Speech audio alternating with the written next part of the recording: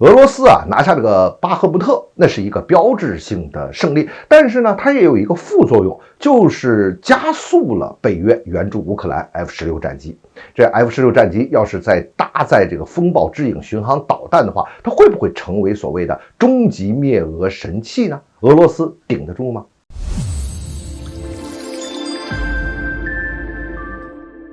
欢迎来到张斌观察，我是张斌。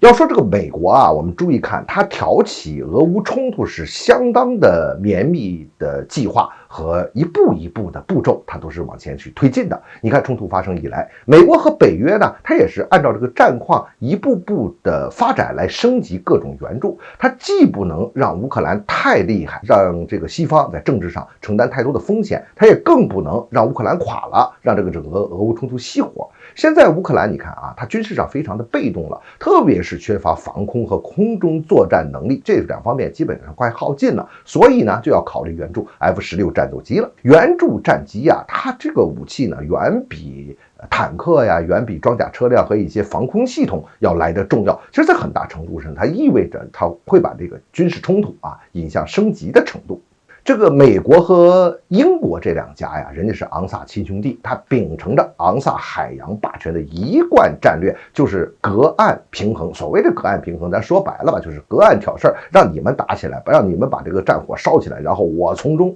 来得到我的平衡，来得到我的好处。这英国呢，它就是这个战略的急先锋。你看，英国首相苏达克就宣布，他要成立一个由英国荷兰波兰丹麦等国组成的所谓国际联盟，向乌克兰提供 F-16战斗机。这英国自己他倒是没有装备 F-16，可是呢，他要撺到别人给，这点上，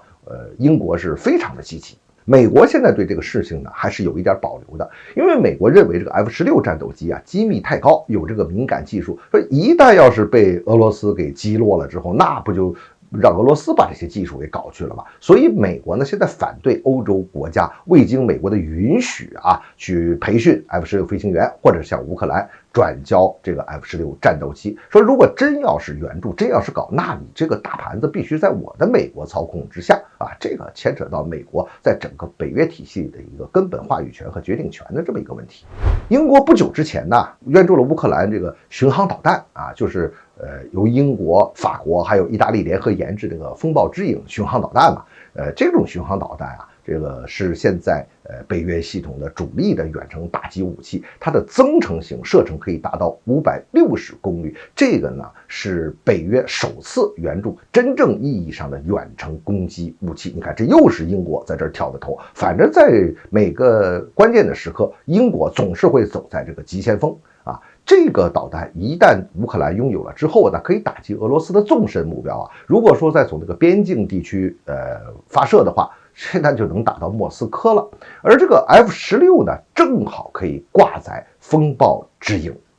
外界呢就把这两样组合在一起，称为终极的灭俄神器，那对俄罗斯就是一个重大的威胁。咱们再说回援助 F-16这件事儿它其实更大的程度上取决现在一种政治上的一个条件和政治上的因素，这就要看美国和西方它怎么控制俄乌冲突的走向。那么现在呢，更多还是处于一种在事态上想要造势压制俄罗斯的这么一种状态。那么能不能走到实质，咱们得一步一步看。不过从现在战况的发展情况来看这个最终援助 F-16还真有可能是一个大概率的事情。那么乌克兰一旦拥有这个 F-16的话，对俄罗斯来说那是一个大的威胁，但是它什么时候能发挥出这个作用，怎么发挥出来，这里面其实还是有很多问题的。首先我们看现在这个北约里边到底谁能够提供这 F-16呢？你说土耳其估计它是不会给的，估计呢也就是丹麦瑞典这几个准备把那个旧的那个老的 F-16淘汰掉换 F-35的这几个国家来给。你要算一算，现在北约国家能够给出来的就这些旧的大概也就是30-40架，不超过50架的样子。第二呢，这个乌军飞行员是不是能快速的掌握 F-16，它还是一个事儿的。一般来说有这个熟练的飞行员，大概也就是在4到6个月就能完成型号的改装，能够比较熟练的操纵 F-16，这应该是可以的。但是你真想吃透 F-16的性能的话，那时间可不是那么短，还是要比较长的一段时间。第三，就算是乌军有了 F-16，而且飞行员完成了这个改装这个机型的改装，那么北约是否能够把这些飞机纳入北约的作战体系，接入北约的数据链系统呢？这还是一个问号。你即便接入这个系统，那这个训练起来还是要相当长的时间这个比熟悉 F-16本身的性能来的是更麻烦一些。俄罗斯现在肯定也在制定个方案，怎么来对付这个 F-16。就我个人的看法如果说你仅仅靠这些 F-16想来扭转战局，这个是可能性不太大。但是美国和北约它不断的在追加这种战争成本，俄罗斯呢，你肯定也要对等的去增加这些成本吧？那援助 F-16呢，势必会导致冲突升级，而由此所产生的这个政治成本、军事和财政上的成本，对俄罗斯来说，那个是巨大的压力。